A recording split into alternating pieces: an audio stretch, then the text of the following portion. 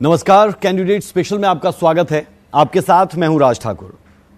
लोकसभा चुनावों को लेकर हरियाणा में अब यह लड़ाई आखिरी मोड़ पर आ चुकी है और हम इस वक्त मौजूद है अंबाला लोकसभा क्षेत्र में बंतो कटारिया के घर पर। बंतो कटारिया वो शख्सियत जो इस बार अंबाला लोकसभा क्षेत्र से चुनाव मैदान में है। बहुत बहुत स्वागत है बंतो कटारिया जी आपका सूर्य समाचार पर।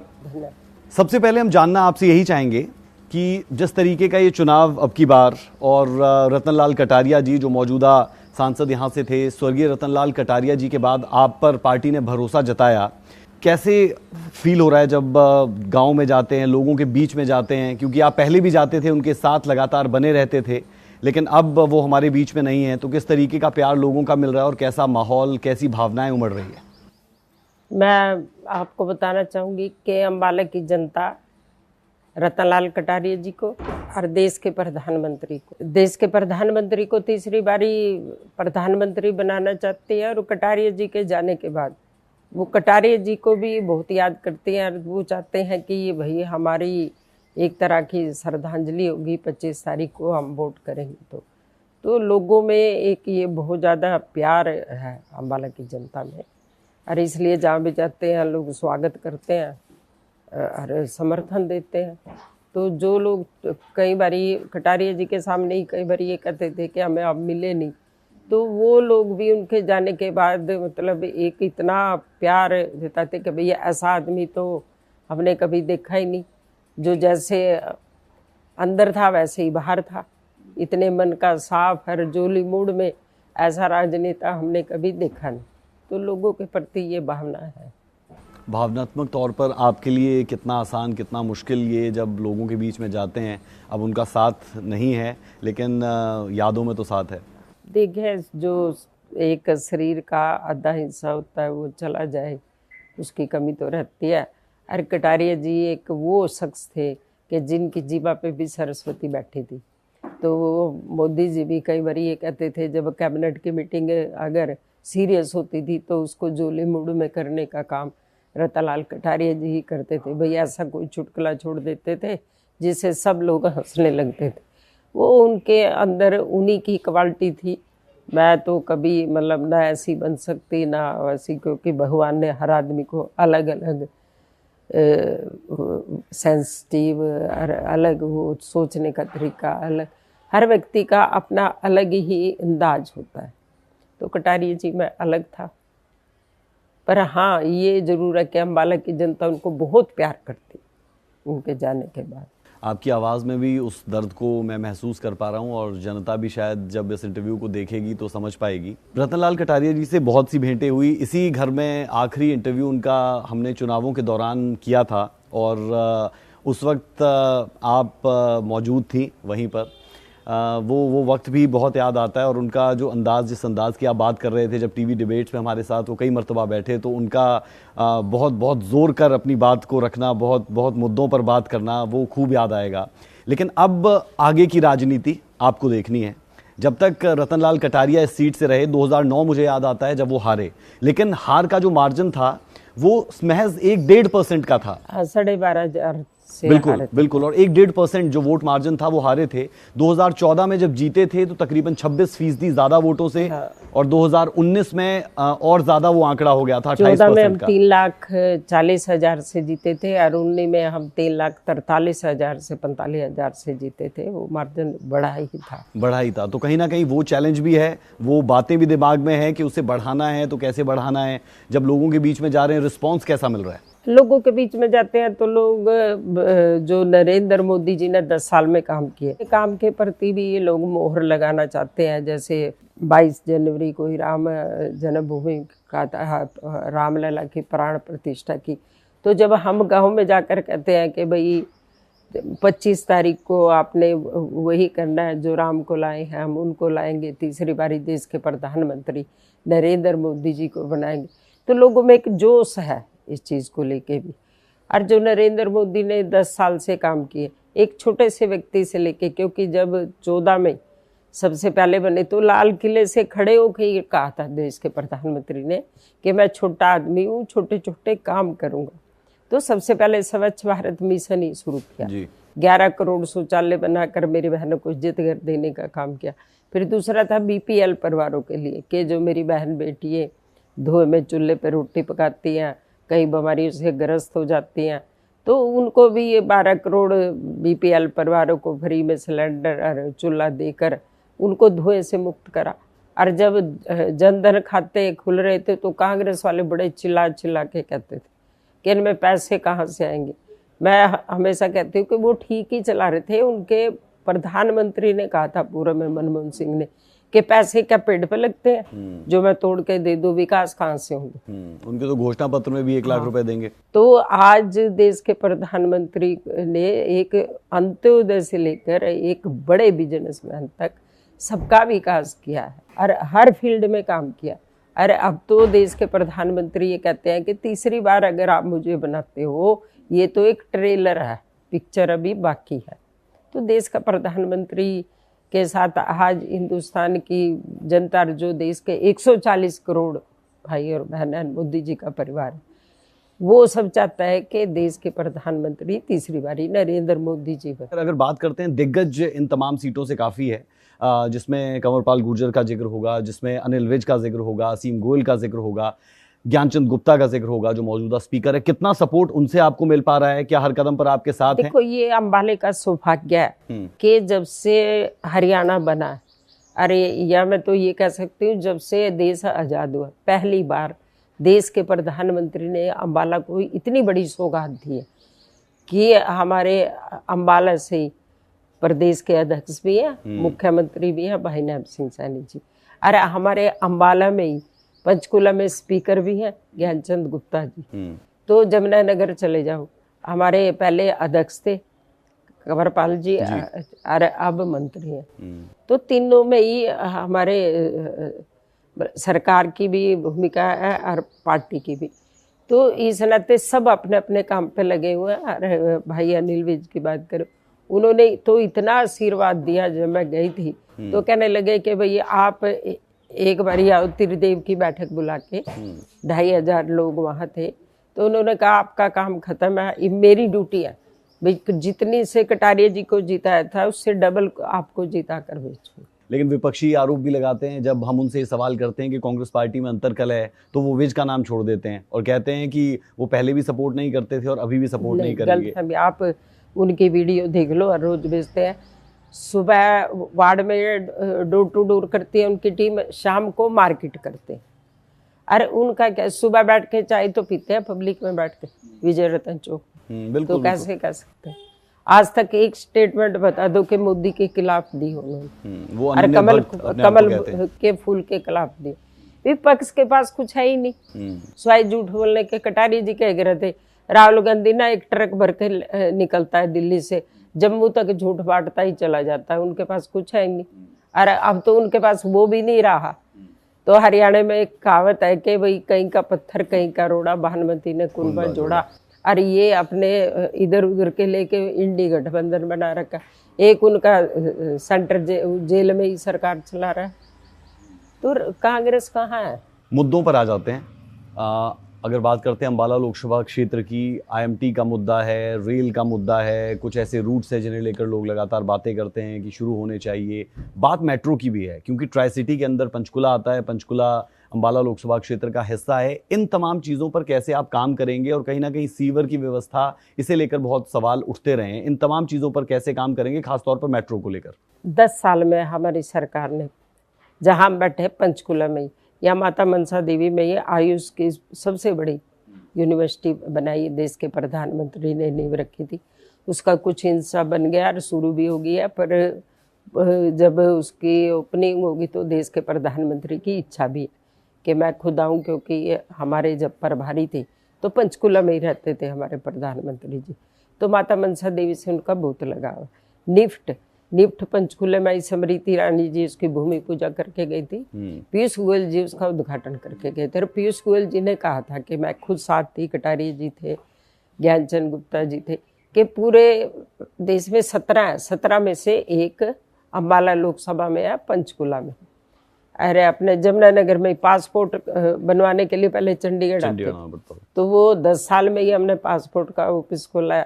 बिलासपुर में केंद्रीय विद्यालय खोला। और कैंट में जब अपने नड्डा जी हेल्थ मिनिस्टर थे, कैंसर हॉस्पिटल उस समय लेके आए थे जी। अनिल विज हेल्थ मिनिस्टर थे, कटारिया जी खुद गए। अरे अब जब राष्ट्रीय अध्यक्ष थे 2022 में, तब उसका उद्घाटन करके गए। हमने नींव भी रखी और उसका उद्घाटन भी किया। मतलब ये मोदी जी की गारंटी है कि भाई काम पूरा होने की गारंटी, जिस चीज़ को शुरू किया उसको पूरा भी किया। तो इतनी सारी हमारे वहाँ कटारी जी के जाने के बाद ही बता दूँ, कालका, चंडीगढ़ जी। अम्बाला, अरे केसरी, और उसके बाद जमुनानगर, जितने रेलवे स्टेशन हैं सबको इतनी बड़ी सौगात करोड़ों में अभी दी थी दिसंबर के महीने में देश के प्रधानमंत्री के सारे रेलवे स्टेशन का नवीनीकरण हो जाए। तो अम्बाले में इतने काम। और रही बात मेट्रो की, कटारिया जी की इच्छा भी थी जी। कि वही मेट्रो शुरू होना चाहिए। तो वो जो हमारी सांसद थी चंडीगढ़ से, तो उसने सवाल उठा दिया था कि भाई चंडीगढ़ एक ब्यूटीफुल सिटी है। बिल्कुल, किरण खेर ने। हाँ, तो भाई ऐसा ना हो कि मेट्रो जब बनेगी तो डिस्टर्ब तो होगा कुछ एरिया। तो उनकी इच्छा थी कि भाई नहीं होना चाहिए। ओके। हाँ, तो जब पब्लिक को देखोगे तो अब वो है कि अब वो प्रोजेक्ट शुरू हो रहा। अरे जब हम संजय टंडन जी राम जाएंगे, दोनों भाई बहन मिलके उसको कामयाब करवाएंगे देश के प्रधानमंत्री से। चलिए, उम्मीद करते हैं कि मेट्रो जल्द से जल्द ट्राई सिटी के लोगों को मिले, क्योंकि उसमें यूटी के साथ साथ पंजाब और साथ ही साथ पंचकुला, हरियाणा भी आता है। मैं समझना ये चाहूँगा, एक महिला के लिए कितना आसान रहता है या मुश्किल रहता है जब आप लोगों के बीच में जाते हैं। हालांकि अब तो आपको जो सीएम साहब है उनकी धर्मपत्नी का खूब साथ और समर्थन मिल रहा है और बहुत जगह पर आप दोनों एक साथ जा रहे हैं। तो जब लोग देखते हैं कि हरियाणा की बहू बेटियां लोगों के बीच में जाकर वोट मांग रही है, किस तरीके का आउटकम नजर आता है? देखिए, सबसे पहले तो देश के प्रधानमंत्री ने 10 साल में नई पार्लियामेंट बनाई, और उस नई पार्लियामेंट में ही पहले दिन अगर किसको जाने का अधिकार मिला, जो देश की आधी आबादी है उसको जाने का अधिकार मिला। और पहले ही दिन देश के प्रधानमंत्री ने नारी अधिनियम कानून बनाकर 33% आरक्षण देने का काम किया। अरे हरियाणा वो प्रदेश है जब यहाँ हुड्डा की सरकार थी, लड़कियों को गर्भ में ही भ्रूण हत्या की जाती थी। हमारे हरियाणा में ही रेशो सबसे कम थी। जब यहाँ स्टेट में मनोहर लाल जी की सरकार बनी, केंद्र में नरेंद्र मोदी, पानीपत से ही बेटी बचाओ बेटी पढ़ाओ की शुरुआत की। और आज हमारे पूर्व मुख्यमंत्री मनोहर लाल जी ने उस रेशो को आगे बढ़ाने का काम किया। 1000 के पीछे अब 933 लड़कियां हैं। तो ये बेटी बचाओ बेटी पढ़ाओ की शुरुआत हमारी डबल इंजन की सरकार ने किया। और हमारे पूर्व के मुख्यमंत्री मनोहर लाल जी ने तो यहाँ तक किया था महिला थाने खोलने के लिए। और मेरी बेटियाँ भाई 20 किलोमीटर से दूर ना जाए, हर जगह डिस्ट्रिक्ट में कॉलेज खोलने के लिए। और जब कोविड जैसी महामारी आई पूरे विश्व में, भारत में भी आई, तो उसमें सबसे पहले हरियाणा प्रदेश ही है जिसने 5 लाख टैबलेट दे के बेटियों को पढ़ाने का काम किया, उनको आगे बढ़ाने का काम किया। ये हरियाणा प्रदेश ही। बिल्कुल। और पीएम नरेंद्र मोदी भी अंबाला आ रहे हैं, उनके आने से कितना फ़र्क पड़ता हुआ नज़र आएगा? मोदी फैक्टर इस वक्त कितना आपको नज़र आ रहा है? और क्या जो मैजिकल मोदी का एक ऑरा था वो 2014 से लेकर 2024 में बरकरार है? बरकरार नहीं है, ज़्यादा है।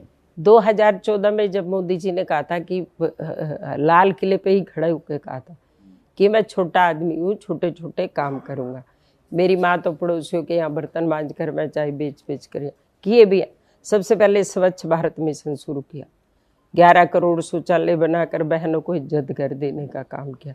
फिर बीपीएल परिवारों को 12 करोड़ बीपीएल परिवारों को फ्री में गैस के सिलेंडर और चूल्हे देने का काम किया। उसके बाद जब जन धन खाते खुल रहे थे तो यही कांग्रेस वाले चिल्ला चिल्ला के कह रहे थे इन पे पैसे कहाँ से आएंगे।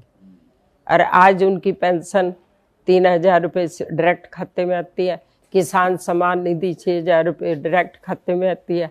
मातृत्व योजना के दौरान जो बहन बेटियां गर्भवती हो जाती है 6000 रुपये उनको मिलते हैं कि जो मेरे भारत में नया बच्चा पैदा हो वो हष्ट पुष्ट होना चाहिए, किसी बीमारी से ग्रस्त नहीं, वो उनके खाते में आते। ये सारी जो बचौलिए थे कांग्रेस के समय में, वो देश के प्रधानमंत्री ने खत्म करने का काम किया। और जब 19 में दोबारा देश के प्रधानमंत्री नरेंद्र मोदी जी बने, सबसे पहले धारा 370 और 35 से खत्म करने का काम किया। और उसमें अम्बाला की जनता का भी सहयोग रहा, क्योंकि रतनलाल कटारिया जी यहाँ से सांसद थे और मंत्री थे, तो अम्बाला की जनता का उसमें बहुत बड़ा योगदान था। और अब देश के प्रधानमंत्री ने जब एक संकल्प लिया है कि मुझे 140 करोड़ मेरे भाई और बहन अगर तीसरी बार मुझे देश का प्रधानमंत्री बनाते, तो मैं एक संकल्प लेता हूँ कि 2047 तक भारत को विकसित राष्ट्र बनाने का। और वो भारत नहीं जो हम सब ने किताबों में पढ़ा था कि भारत एक सोने की चिड़िया हुआ करता था, लुटेरे आए और लूट कर ले गए। वो भारत बनाऊंगा जो भारत अखंड भी होगा, जो भारत समृद्ध भी होगा, जो भारत स्वावलंबी भी होगा। अगर मेरे भारत की तरफ कोई उंगली उठाकर देखेगा तो उसके घर में घुसकर मार कराएंगे, सर्जिकल स्ट्राइक करके। देश के प्रधानमंत्री नरेंद्र मोदी जी, आज लोगों के दिलों में नरेंद्र मोदी जी एक विश्व नेता बन गए। तो 14 से 19 तक ज़्यादा बढ़ा, 19 से 24 तक बढ़ा। और G20 की मीटिंग भी पहली बारी देश के प्रधानमंत्री ने दिल्ली में कराई है। जो भी सबके पूरे नेता आए थे, महात्मा गांधी के चित्र के सामने हमारे देश के प्रधानमंत्री गाइड कर रहे थे। अगर मैं आपको पुराने भारत की बात करूं, कटारिया जी कई बार अमेरिका गए, इंग्लैंड गए, तो ये कहते थे कौन से भारत से आए हो, कुछ मांगने आए होंगे, क्योंकि हमारा सारा सोना विदेशों में रखा था। और वो तो मुझे ध्यान है कि जब कटारिया जी प्रदेश अध्यक्ष थे और अटल बिहारी वाजपेयी जी की सरकार थी, तब उन्होंने अपना सारा सोना छटवाया था। और आप सबको भी ध्यान होगा कि उस समय कारगिल का युद्ध चल रहा था, बिल क्लिंटन का फोन आया था, तो स्वर्गीय अटल बिहारी वाजपेयी जी ने बिल क्लिंटन का फोन नहीं सुना, कह लगे पहले मैं अपना युद्ध जीत लूँ तब आपकी बात करूँगा। उन्होंने कहा आपकी राहत सामग्री बंद कर दे, कहा आप अपना सामान अपने पास रखिए। तो आज हमारे देश के प्रधानमंत्री का कद बहुत बड़ा। चलिए ठीक है, लेकिन दो मसले, पहला किसानों का, जिसे लेकर विरोध बहुत ज़्यादा बीजेपी को झेलना भी पड़ रहा है। आपके जो कैंडिडेट्स अलग अलग सीट्स पर जा रहे हैं उन्हें काफ़ी विरोध वहाँ पर झेलना पड़ रहा है। सिक्योरिटी उनके साथ है, बावजूद इसके बहुत मुश्किल उन्हें आती हुई नज़र आती है। पहला मसला किसानों का, और दूसरा ओल्ड पेंशन स्कीम का। क्योंकि हम पूरे हरियाणा में घूमे, हमने आपकी आवाज़ एक कार्यक्रम किया, उस कार्यक्रम के तहत हमें दो बातें समझ में आई, किसानों का विरोध और OPS, ये दो मसले बीजेपी को भारी पड़ सकते हैं। किसानों की अगर मैं बात करूं तो जो विरोध कर रहे हैं वो किसान नहीं है, क्योंकि कोविड के बाद और कोविड के समय में देश के प्रधानमंत्री ने बात, जब पूरे उसमें ये चल रहे थे 80 करोड़ परिवार को फ्री में राशन देने का काम देश के प्रधानमंत्री ने किया। और उस समय एक बात कही थी कि मेरे जो किसान हैं उन्होंने इतना अन्न पैदा किया कि भारत के लोगों का भी पेट भरा और हमने विदेशों में भी बेचा। तो ये मेरे किसान जो हिंदुस्तान के हैं उनकी सबसे बड़ी उपलब्धि। किसान हमारे भोले भाले हैं, किसान आज अपने खेत में काम करने पे लगे हुए हैं। कांग्रेस के पास जब आज कुछ है ही नहीं झूठ बोलने के सिवाय, तो वो कहीं से पकड़ के ले आती है, उनको उठा के खड़ा कर देती है। ये कांग्रेस की चाल है। जब जनता उनको निकाल रही है तो उनके पास ना नेता है, ना नीति है, ना कोई नियत है, तो वो चीज़ देख के वो हमारे भाजपा के कैंडिडेट का विरोध करें। शंभू बॉर्डर पर हम लगातार देखते हैं किसान डटे रहते हैं। ये सवाल इसलिए आपसे पूछना वैलिड हो जाता है क्योंकि अम्बाला उससे डिस्टर्ब कहीं ना कहीं होता है, बिजनेस पर उसका असर पड़ता है, बहुत सी चीज़ों पर असर पड़ता हुआ नजर आता है। उस चीज़ को कैसे हैंडल और डील करेंगे? हालांकि पहले तो हमने देखा था कि सोनीपत और उन तमाम जगहों पर किसान पहुंचे थे जब पहला किसान आंदोलन हुआ था, तो प्रदेश सरकार ने अब की बार उन्हें अम्बाला की बाउंड्री से आगे या हरियाणा की बाउंड्री से आगे आने नहीं दिया। इन तमाम चीज़ों को डील करना भी एक चैलेंज रहेगा सांसद के नाते। ऐसा मैं तो अम्बाला में लोगों के बीच में जा रही हूँ, लोगों से अपील कर रही हूँ कि भाई 25 तारीख को एक एक वोट कमल के फूल पर डले और देश का प्रधानमंत्री तीसरी बारी नरेंद्र मोदी जी बने। और नरेंद्र मोदी जी ने जो अम्बाला को इतनी बड़ी सौगात दी है कि पहली बारी हमारे अम्बाला के मुख्यमंत्री बनाए हैं, जो चौधर अम्बाले को दी है वो सलामत रहे और उसको लुटाने का काम करे कि 25 मई को एक एक वोट कमल के फूल पर डालकर, और जब देश के प्रधानमंत्री तीसरी बारी शपथ ले तो उसमें जो 400 की माला है उसमें एक कमल अम्बाले का होना चाहिए। बाकी चीज़ों का मुझे किसी की कोई जानकारी नहीं। ठीक है, अब मैं आपके प्रतिद्वंदी पर आता हूँ। वरुण चौधरी सिटिंग MLA हैं, युवा है, उनके साथ भूपेंद्र सिंह हुड्डा का साथ है, पिता की राजनीतिक विरासत है, फूलचंद मुलाना प्रदेशाध्यक्ष रहे हैं कांग्रेस के, अच्छा खासा जनाधार है। तो अगर हम ये कहें कि कंपटीशन नहीं है, कंपटीशन तो है और वरुण चौधरी कंपटीशन दे रहे हैं, आप इस बात से कितना अग्री या डिसअग्री करती हैं और उनका क्या इस वक्त आपको दिख रहा है? युवा तो राहुल गांधी भी है, तो राहुल गांधी क्यों ले रहे हैं सपोर्टिंग ईडी गठबंधन? उसके दादी ने इतनी बड़ी पार्टी उसको छोड़ के दी थी, आज उस पार्टी का उसने क्या हाल कर दिया। तो वो दूसरे कोई सपोर्ट, जो दूसरे कोई बैसाखियों पे चल रहे हैं, वो किसी को क्या फाइट दे सकेंगे? आज नरेंद्र मोदी जी के आगे कोई भी फाइट नहीं, क्योंकि 140 करोड़ देश की जनता है, वो नरेंद्र मोदी जी को प्यार करती है, उसके विकास को प्यार करती है, क्योंकि विकास देखा भी है, विकास दिख भी रहा। तो इसलिए कोई भी फाइट में अपना घर संभाल ले, वही उनके, और ना नोमन तेल होगा ना राधा नाचेगी कांग्रेस पार्टी के लिए। तो आपने वरुण चौधरी को सिरे से खारिज कर दिया है कि कंपटीशन में कोई दूर मैं तो तक कह नहीं रही है। राहुल भी युवा है। तो 9 विधानसभाएं हैं, क्योंकि वो तो खुद एमएलए हैं, तो लाजमी तौर पर जीत कर वहां से आए हैं, तो कुछ एज तो उन्हें कुछ सीटों पर मिलता हुआ नजर आएगा, या 9 की 9 सीटों पर आप अभी आगे चल रही हैं? मुलाने की ही जनता उसको मुलाने में ही हरा देगी। 25 तारीख को आप देखना। 8 विधानसभा की तो मैं बात ही नहीं कर रही, मैं उसी के घर में, जैसे देश के प्रधानमंत्री नरेंद्र मोदी जी ने हमारे 10 साल में 2 घटनाएं हुई हैं, पुलवामा की, उड़ी की। उसके बाद देश के प्रधानमंत्री ने सर्जिकल स्ट्राइक करके 2000 आतंकवादियों को उसके घर में ही घुस के मारा, और देश के प्रधानमंत्री और कटारिया जी का सहयोग अम्बाला में इतना रहा कि भाई अम्बाला की जनता भी उसको उसके घर में ही उसको मात दे देगी। ये तो आप बड़ी बड़ी खबर दर्शकों के लिए दे रहे हैं कि वरुण चौधरी अपनी सीट से ही पीछे हो जाएंगे और वोट्स नहीं ले पाएंगे। 25 को आप अम्बाला की जनता पे भरोसा करना, आप देखना। जब नतीजे आएंगे हम दोबारा आपके पास आएंगे और पूरा डाटा लेकर आएंगे, फिर जवाब देने के लिए आप बैठेंगे? बिल्कुल बैठेंगे। अब जनता के बीच में आए तो जनता की आवाज की जवाब देंगे। ठीक है। हम क्योंकि पूरे हरियाणा में गए और मैंने जिक्र भी किया कि विरोध भी कुछ जगह पर देखने को मिल रहा है। अम्बाला में क्या आपको, क्योंकि आप हमारे साथ इस वक्त मौजूद है, तो आपसे ये सवाल सही होगा करना, आपको क्या किसी तरीके के विरोध का सामना करना पड़ा अभी तक कहीं पर? नहीं, अम्बाले में कोई नहीं, सिर्फ नग्गल का कुछ एरिया है। तो वहाँ जो आपने बात करी बॉर्डर की, वो आई तो उन्होंने पूछा, हमारे सवाल कैंडिडेट से है। मैंने उनको हाथ जोड़कर कहा, भाई मैं तो पहली बार ही चुनाव लड़ रही, मुझे इन सब बातों को क्या लगे, आप अखबार नहीं पढ़ते? मैंने कहा कटारिया जी के जाने के बाद मैं बहुत कम अखबार देखती हूँ, क्योंकि कटारिया जी 9 अखबार पढ़ते थे। अच्छा। और 9 अखबार पढ़ते थे और उसकी सारी स्टोरी मुझे सुनाते थे, ये हुआ ये। तो इसलिए मैंने क्या, तो इतनी बात हुई, फिर वो 1 गांव के 2 गांव के बाद वो चले गए। चलिए, ये भी ठीक है कि आप जिक्र कर रहे हैं कि कहीं पर विरोध है, लेकिन हो सकता है कि वो प्रायोजित हो, क्योंकि आपने राष्ट्रवाद की बहुत बात की, आपने 370 की बात की, राम मंदिर को भी आप लेकर आए।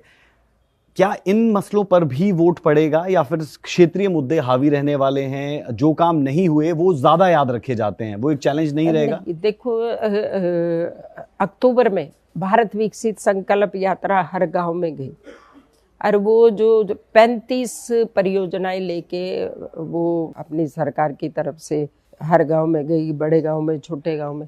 उसमें ये था, छोटे छोटे काम थे, जो किसी का राशन कार्ड बनना, किसी का आधार कार्ड बनना, किसी की पेंशन लगनी, किसी का वो करना। और देश के प्रधानमंत्री ने ही अपने जन्मदिन पे 17 सितंबर को PM विश्वकर्मा योजनाएं शुरू करी थी। 17 ऐसी योजनाएं थी छोटी छोटी, जिसको कोई नाई है, ब्यूटी पार्लर का काम खोलने वाला है, बढ़ई है, लोहार है, उनके लिए की थी, भाई 1 लाख का लोन ले लो, आप अपना काम शुरू कर लो। अगर 1 लाख रुपया वो 1 साल में भर देते हैं तो अगले साल 2 लाख सरकार देगी बिना गारंटी के। गारंटी देश के प्रधानमंत्री नरेंद्र मोदी जी ने ली। वो तमाम सारी बातें थी, हम सब वो लेके गए, तो गांव में उस चीज़ का बड़ा लाभ मिला, क्योंकि गांव के लोग कई बार मतलब शहर में जाते थे तो उसके धक्के खाने पड़ते थे। बहुत सारी योजनाओं का गांव में लाभ मिला, इसलिए गांव में कोई ज़्यादा इतना बड़ा वो नहीं है। अरे हमारी डबल इंजन की सरकार ने तो, हमारे पूर्व के मुख्यमंत्री मनोहर लाल जी ने तो इतने अच्छे अच्छे काम किए कि सिंगल पर्सन है जिसके ऊपर, उसके लिए भी पेंशन लगा दी 3000 रुपये। तो मतलब उस चीज़ का भी, जो कांग्रेस ने 60 साल में कभी सोचा ही नहीं, और मैं तो अपने उसमें कहती हूँ भाई कांग्रेस 60 साल में ये बता दो कि कोई 60 काम आपके माइक के मतलब 60 काम जो इस देश के लिए किए स्वाय गांधी परिवार को आगे बढ़ाने के लिए। राम मंदिर का निर्माण, प्राण प्रतिष्ठा कितना बड़ा मसला है जब आप लोगों के बीच में जा रहे हैं? क्या उसे लेकर लोग उत्साहित दिखते हैं या फिर आपसे सवाल करते हैं कि राम मंदिर पर हम आपको वोट नहीं देंगे? 22 जनवरी को जब अयोध्या में देश के प्रधानमंत्री ने रामलला की प्राण प्रतिष्ठा करी थी, पूरे भारत में पहली बारी लोग सड़कों पे खड़े थे, मंदिरों में खड़े थे, सब ने उस रामलला के दर्शन किए थे। और हम जब जाते हैं तो कई जगह तो 80% महिलाएं होती हैं, तो महिलाओं के हम एक ही बात कहते हैं भाई कौन कौन सी महिलाएं भजन करती हैं, कौन सी भजन मंडली, तो वो हाथ खड़ा करते हैं। उनको हम कहते हैं एक भजन आप ये भी ऐड कर लो कि जो राम को लाए हैं हम उनको लाएंगे, तीसरी बारी देश के प्रधानमंत्री नरेंद्र मोदी जी को बनाएंगे। तो वो सब खुशी से उस भजन को गाती भी है और उसमें कहते हैं हम ऐड भी करते हैं। तो बहुत बड़ा राम के उस पे लोगों में जोश है। ठीक है, क्योंकि किसानों की हमने बात की थी, लास्ट राउंड ऑफ क्वेश्चंस की तरफ चलते हैं। मैं आपसे ये जानना चाह रहा हूँ, कुरुक्षेत्र में आईएनएलडी को समर्थन कर दिया किसानों ने, ना वो कांग्रेस के साथ गए ना वो बीजेपी के साथ आए। अंबाला में इसका कितना असर पड़ता हुआ नजर आएगा? तो मैं शहरी किसान तो है ही नहीं। जब किसान ही नहीं है तो किसान तो अपने खेतों में बैठे। अभी हमारे यहाँ कनक कटे हैं, सब किसान अपने उसमें लगे रहे। अब उसके बाद तूड़ी है उसको संभालने में लगे, क्योंकि हम तो पहले भी फील्ड में रहते थे, अब भी फील्ड में रहते हैं, देखते भी है। वो कुछ अरे वो कांग्रेस द्वारा ही परियोजित हैं लड़के, जो ये देखते हैं कि भाई 10 लड़के वहाँ खड़े कर दो, 10 आप अपना कैमरा लेके जाके देखना, अगर उसमें से एक किसान भी आपको मिल जाए, एक किसान, तो मैं राजनीति छोड़ दूंगी 10 लड़कों में। कोई भी किसान नहीं है, क्योंकि किसान को फुर्सत ही नहीं है। जो किसान अपना भी पेट भरता है, पड़ोसी का भी भरता है, उसको कहाँ फुर्सत होगी विरोध करने की। अरे हमारे भारत का किसान तो वैसे ही भोला भाला है। बिल्कुल, क्योंकि हमने शुरुआत की स्वर्गीय रतनलाल कटारिया जी से, तो एंड भी हम इस इंटरव्यू का रतनलाल कटारिया जी की बात से ही करना चाहेंगे। आपने जिक्र किया कि भावनात्मक पहलुओं के आधार पर भी आपको बहुत वोट मिल रही है। जो लोग उनसे नाराज भी थे अब वो भी कह रहे हैं कि हम उन्हें वोट देते हुए नजर आएंगे। राजनीतिक गुरु के तौर पर उन्हें आप देखते हैं? नहीं, नाराज तो नहीं था कोई। कई बारी अब 50 साल का राजनीति जीवन था, कई बारी कोई कहता मेरी नमस्ते नहीं लीजिए या मेरी तरफ देखा नहीं, इस प्रकार की भावना। और उनके जाने के बाद भी वही सबसे पहले आकर कहते यार कटारिया जी तो बहुत अच्छे आदमी थे। ऐसा व्यक्ति तब तो राजनीति में है ही नहीं। जो बात आपने अभी की कि मेरी राम राम नहीं ली, जब हम भी अंबाला लोकसभा क्षेत्र गए, वहां पर हम घूमे, लोगों के बीच में भी गए, तो ये नाराजगी कुछ लोग आपसे भी जता रहे हैं। तो आपके पास एक मंच है उन लोगों को अपनी बात पहुंचाने का कि ये दौर ऐसा है, इस दौर में ये तमाम चीजें हो जाती हैं। नहीं, मैं तो हाथ जोड़कर सबसे प्रार्थना कर सकती हूँ कि ऐसी कोई भावना नहीं रहती। कई बारी के आदमी जब पब्लिक में होता है कि 10 लोग इधर खींचते हैं, 10 लोग इधर खींचते हैं, वो सामने वाला को थोड़ा लगता है कि मेरी सीधी सीधी नमस्ते नहीं हुई, सीधा सीधा वो नहीं होता। और नहीं, अपना काम तो लोगों की सेवा करने का ही है, लोगों के बीच में रहने का। अगर ऐसी किसी की शिकायत है तो उसको दूर करने का काम करेंगे। अरे ये तो अपना ही वो है कि आदमी को जो सुधार करना है तो अपने अंदर कभी भी सुधार कर सकता है। चलिए, शुभकामनाएं सूर्या समाचार की टीम की तरफ से आपको, क्योंकि कुछ दिन बचे हैं महज अब चुनाव होने में और नतीजों में, तो उसके लिए शुभकामनाएं। धन्यवाद सभी को, मेरा नमस्कार। अरे हमेशा राष्ट्र में वोट करें, कमल के फूल पे वोट करें। धन्यवाद। तो बंतो कटारिया जी को आपने सुना, जो कॉन्फिडेंट भी नजर आ रही हैं और साथ ही साथ जब लोगों के बीच में जा रही है तो खूब प्यार उन्हें मिल रहा है। साथ ही साथ एक बड़ा दावा भी कर दिया कि वरुण चौधरी को उनकी अपनी सीट से, जहां से वो विधायक है, वहां से भी वोट नहीं मिलेंगे। यानी वो कह रही हैं कि अंबाला लोकसभा सीट बीजेपी की झोली में जाती हुई नजर आ रही है। बहरहाल थोड़ा इंतजार, नतीजे आएंगे और सब साफ हो जाएगा। नमस्कार।